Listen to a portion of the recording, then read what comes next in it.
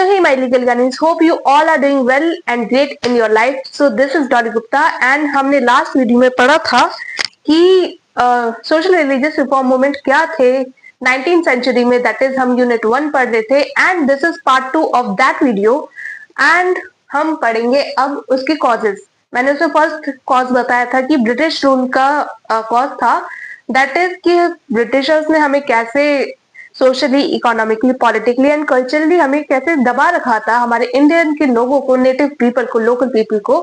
Socially वो हमें कहते थे कि Indians and dogs are not allowed and politically हमारा कोई रिप्रेजेंटेशन नहीं था, मतलब हमारी किसी भी पोजीशन में, हमारा कोई इंडियन गवर्नमेंट की पोजीशन में, दैट इज जो ब्रिटिश हमारे ऊपर राज कर रही थी, हमारा उसमें कोई 1% रिप्रेजेंटेशन नहीं था। एंड कल्चरली हमारे को क्रिश्चियन मिशनरीज, मतलब कि हमारी इंडियन लेडीज को से शादी करके वो हमें मतलब कन्वर्ट करना चाहते थे एंड इकोनॉमिकली हमें टैक्स टैरिफ्स लगते थे। और क्या कॉजेस थे? तो फिर जो इसके बाद आते हैं यूरोपियन ओरिएंटलिस्ट एफर्ट्स, मतलब कि यूरोप के जो कुछ एकाध ब्रिटिशर्स थे जो जिन्होंने हमारे इंडियन एजुकेशन पे, मॉडर्न इंडियन एजुकेशन पे वर्क किया। इन्होंने कौन कौन थे? इसमें से James Prinsep, sir William Jones, Charles Wilkins and max Miller.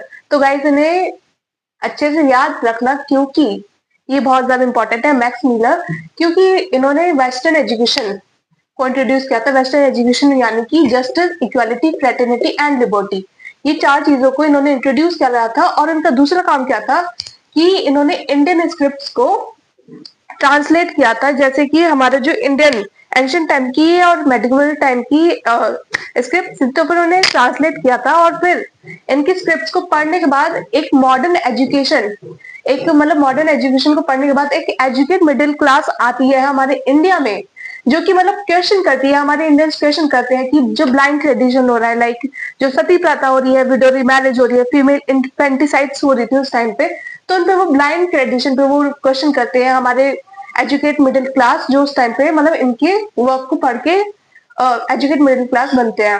फिर वो चाहते हैं कि हम सोसाइटी में रिफॉर्म्स यानी कि चेंजेस लेके आए। अब चेंजेस क्या क्या है, क्या होते हैं चेंजेस, वो हम आगे की वीडियो में देखेंगे। सो और सेकंड मतलब दो सेकंड कॉज ये था। थर्ड कॉज क्रिश्चियन मिशनरीज, मैंने बताया था कि इंडियन लेडीज को वो ट्रांस मतलब कि कन्वर्ट करना चाहते थे एंड मतलब हमारे धर्म को, हमारे कास्ट को कहते रहते थे कि आपका कास्ट धर्म कुछ अच्छा नहीं है। और इकोनॉमिक कॉजेस क्या थे? अब हमारी पॉपुलेशन जो थी इंडिया की बढ़ती जा रही थी। एग्रीकल्चर था, एग्रीकल्चर तो हमारे इंडिया में था, बट उसका क्या था, मतलब कि वो एग्रीकल्चर ग्रो ही नहीं कर पा रहा था। क्यों? क्योंकि हमारी सोसाइटी बैकवर्ड थी, एजुकेशन नहीं है, तो फिर हमारी टेक्नोलॉजी कहाँ से आएगी? कोई मतलब वही कुल्हाड़ी और ये सब, इन सब से ही हो रहा था। तो बिल्कुल भी मतलब एग्रीकल्चर ग्रो नहीं कर पा रहा था।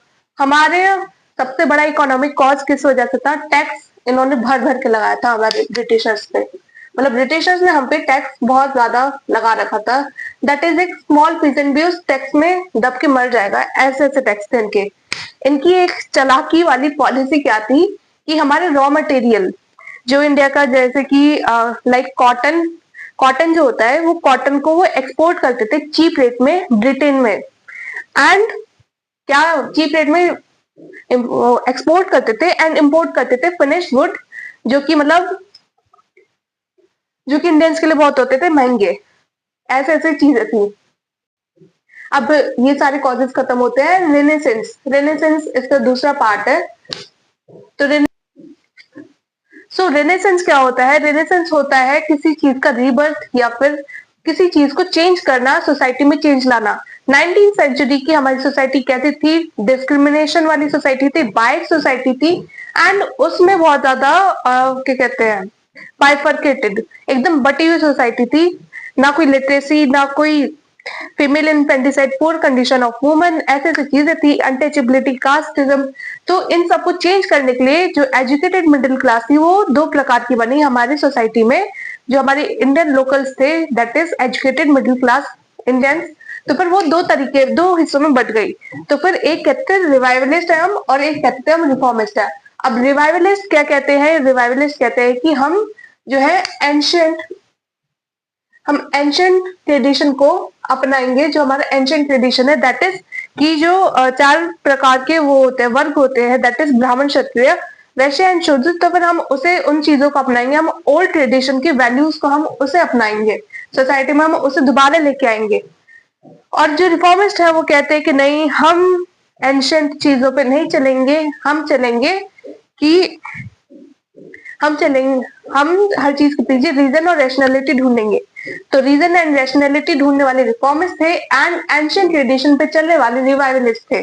अब जो ये दोनों प्रकार के इस जो 2 तरह के लोग थे वो क्या करते थे, वो मीटिंग ऑर्गेनाइज करते थे, मतलब अपनी सभा बैठाते थे, उस चीज में सोचते थे कि हमें क्या चेंज करना चाहिए सोसाइटी में। और वो प्रेशराइज करते थे गवर्नमेंट को कि आप ये जो हमारे सोसाइटी में बेकार चल रहा है, आप इसमें कुछ लॉ लेके आओ। मतलब ब्रिटिश गवर्नमेंट से कहते थे कि आप कुछ लॉ लेके आओ, चेंज करो इस चीज को। तो फिर इससे प्रेशराइज करने से क्या इम्पैक्ट पड़ा, सती प्रथा अबॉलिश हुई 1829 में बंगाल में। किसके द्वारा हुई? राजा राममोहन रॉय के द्वारा। तो हमें ये सेकेंड यूनिट में पढ़ेंगे, राजा राममोहन रॉय, ब्रह्मो समाज में आएगा ये। एंड विडो रिमैरिज एक्ट आया, और सोशल लेजिस्लेचर मतलब कि सोसाइटी को कैसे कैसे कायदे कानून में रखना चाहिए, वो एक्ट आया। और फिर इसकी वजह से मतलब इम्पैक्ट रेनेसेंस का इम्पैक्ट क्या पड़ा, मतलब एजुकेटेड मिडिल क्लास का हमारी सोसाइटी में अच्छा इम्पैक्ट पड़ा एंड बुरा इम्पैक्ट भी पड़ा। तो अच्छा इम्पैक्ट इससे इससे क्या हुआ कि जो हमारे सोशल लेवल्स थे दैट इज सती प्रथा बंद हो गई, विडो मैरिज होने लग गई, चाइल्ड मैरिज पे थोड़ा सा वो हुआ, डाउरी हैरेसमेंट तो क्या आज भी चलता है। एंड और क्या था, और कुछ कुछ राइट्स हमारे मिडिल क्लास ये सब होने लगे, मतलब सोशल एवरेज जो भी थी वो हल्की हल्की खत्म होने लगी, सती प्रथा कंट्रोल हो गई। फीमेल इनफेंटिसाइड मतलब कि जो लड़कियां पैदा होती थी और उन्हें पैदा होने के साथ साथ मार दिया जाता था, तो उस चीज पे भी कंट्रोल हुआ। एंड पर्दा प्रथा जो घूंघट लेके करते थे, मतलब पर्दा प्रथा उस टाइम पे थी, तो उसको कंट्रोल किया गया।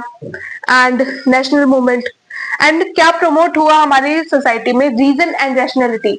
हर चीज में रिफॉर्मिस्ट कहते थे कि आप हर चीज में रीजन देखो, उसका क्या क्या रीजन है, क्या रेशनल, मतलब वो सही चीज है भी, जो हम ट्रेडिशन, जो हम वैल्यूज सालों से करते आ रहे हैं, उसके पीछे वो चीज सच में दिमाग लगा के वो सही है या नहीं। तो ये था। विडो रिमैरिज होने लगी, स्कूल कॉलेजेस बनने लगे एंड वहां पर स्कूल कॉलेजेस में इक्वालिटी आने लगी। Modern education that is justice, equality, fraternity and क्या कहते हैं चौथा, क्या था? Justice, equality, fraternity and liberty. तो ये चीज स्प्रेड होने लगी। अब हर चीज का ये नहीं होता कि अच्छा अच्छा ही हो रहा है, अच्छे के साथ साथ बुरा भी होता है। तो बुरी चीज क्या होने लगी, सॉरी, जो हमारे चेंजेस तो आ रहे थे हमारी सोसाइटी में, चेंजेस लेकिन बहुत नैरो थे, मतलब बहुत कम चेंजेस आ पा रहे थे। कहाँ पे आ रहे थे चेंजेस? अर्बन और हाई कास्ट ही लोग, मतलब अर्बन लोग ही, अर्बन सोसाइटी के लोग ही मतलब इस चीज चेंजेस लाने की कह रहे थे। जो रूरल, जो गांव के लोग थे वो कह रहे थे कि अरे ये सब पागलपन है। एंड हाई कास्ट लोग ही मतलब चेंजेस में थोड़ा सा बिलीव कर रहे थे। एंड हमारा इतने एफर्ट्स के बाद भी ये पूरा हमारा इंडिया मॉडर्नाइज नहीं हो पाया था 19th सेंचुरी में। करेजियस था, हर चीज में रैशनल वाला एफर्ट्स थे। तो अब वीडियो होती है खत्म, फर्स्ट यूनिट होती है खत्म successfully. Thank you for watching this video and if you like the, अगर समझ में आया हो तो फिर यार लाइक कर देना। Thank you.